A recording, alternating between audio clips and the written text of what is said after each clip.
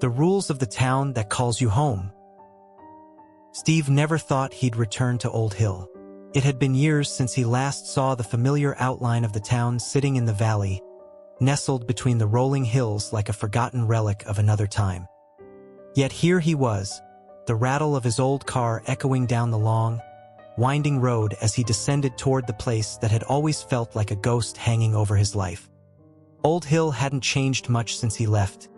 Same cracked sidewalks, the same weathered houses, their doors shut tightly against the darkening sky.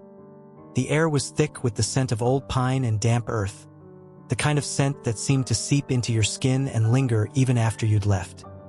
The trees that lined the road were gnarled and twisted, their branches reaching up to the heavens as if trying to keep the town from slipping into the forgotten corners of the world. As Steve drove deeper into the town, he noticed how little seemed to have shifted.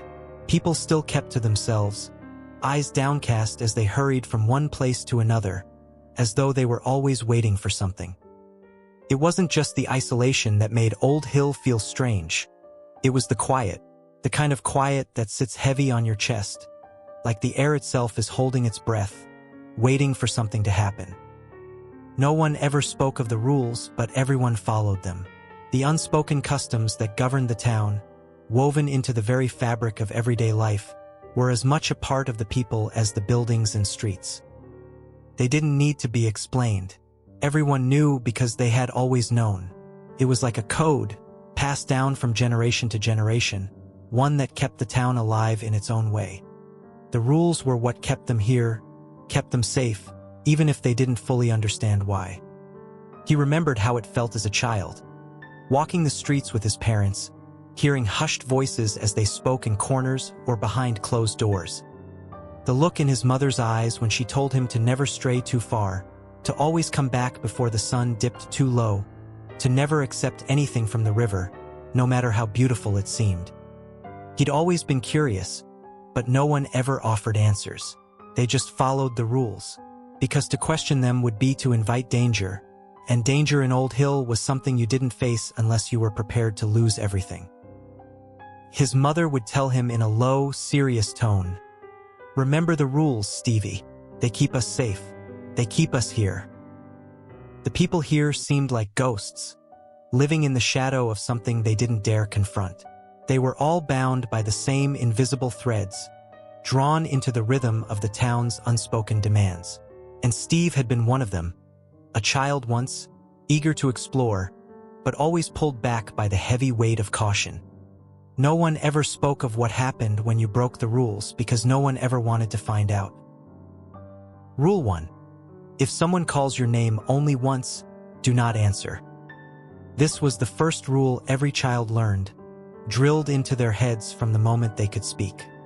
Steve remembered the first time he broke it, too. He was 9, walking home from school, his shoes scuffing against the cracked pavement. He heard it, a soft, almost sing-song call from the woods. "Steve!" He froze. There was something about the way it was said, soft and drawn out, like a breeze rustling through leaves. He didn't recognize the voice, but it felt familiar, like it knew him intimately.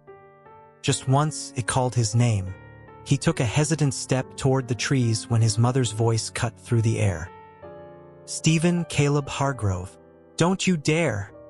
she shrieked, running from the porch with an urgency he'd never seen before. She grabbed his shoulder, yanking him back, and glared at the woods.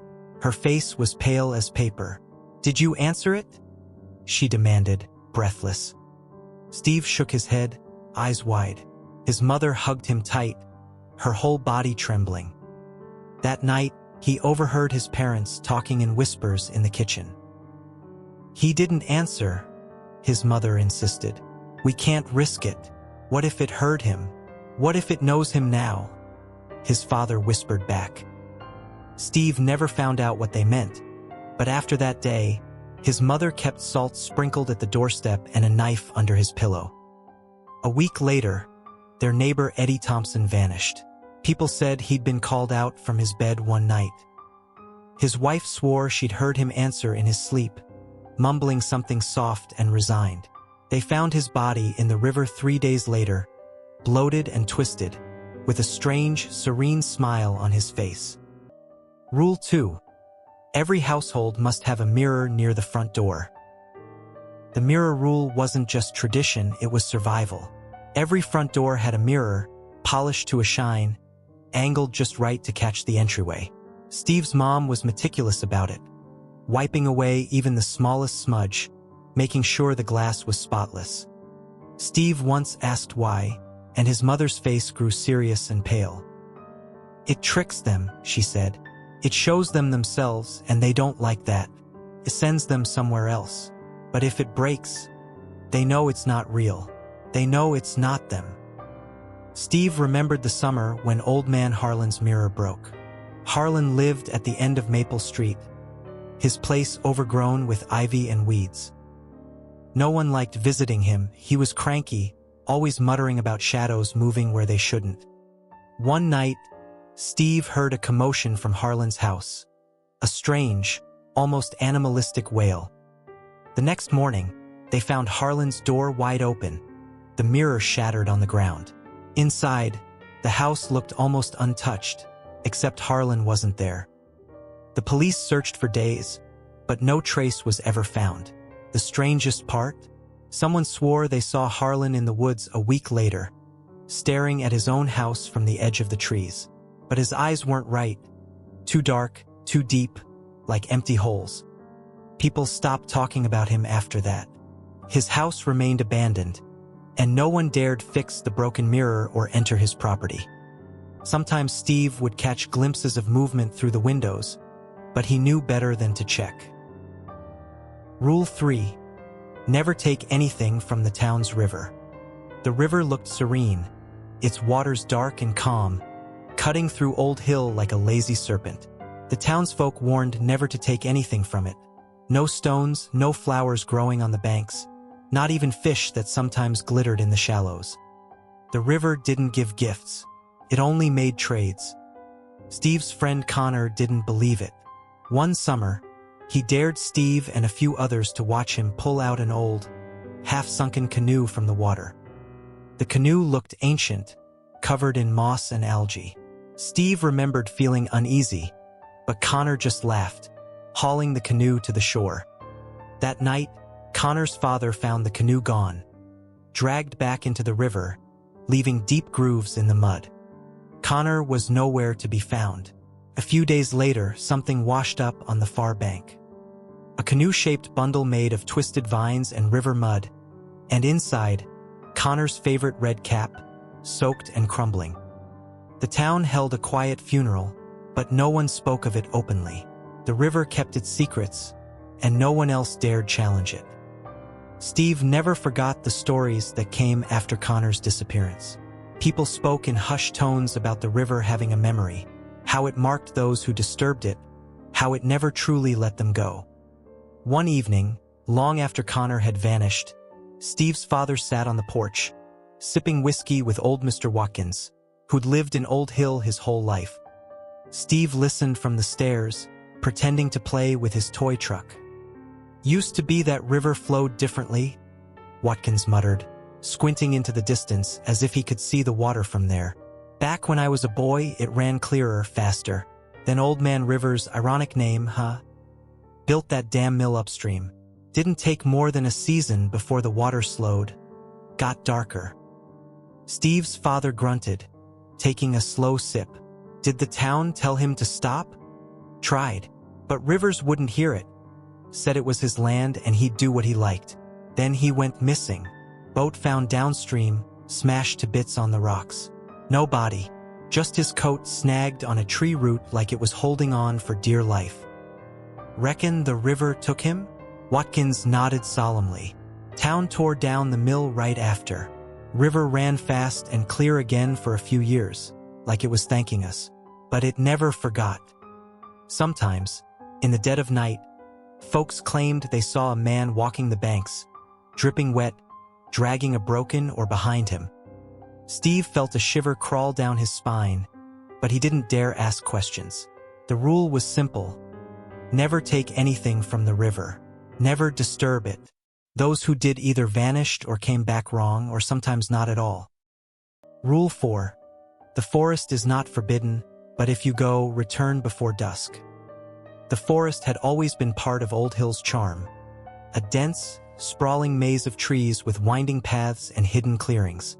During the day, it felt almost magical, with beams of sunlight cutting through the canopy and the gentle rustle of leaves. But everyone knew that the forest changed at dusk. The air grew colder, and shadows seemed to stretch unnaturally long.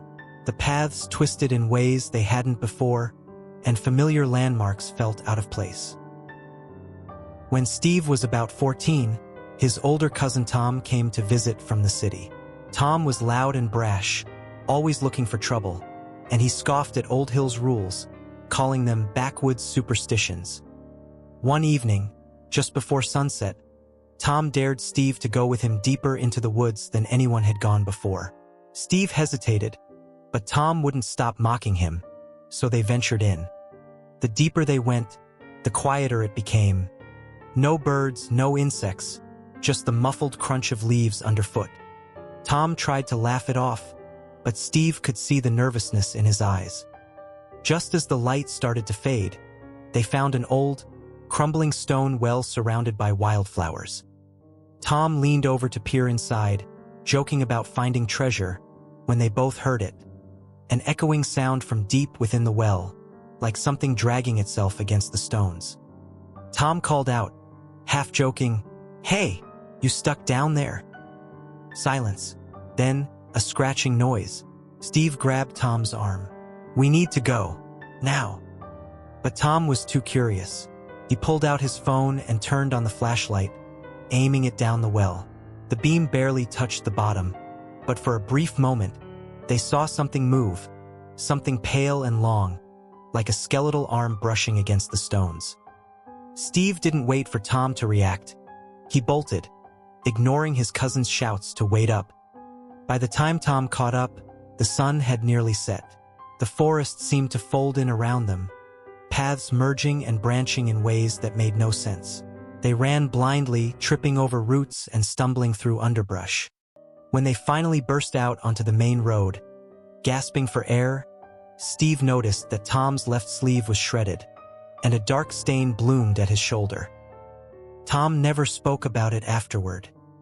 He left Oldhill the next day, his arm bandaged and eyes hollow.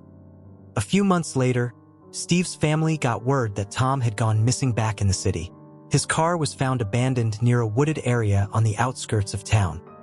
Steve couldn't help but wonder if something had followed him, or if the forest itself had reached out to claim him, even miles away.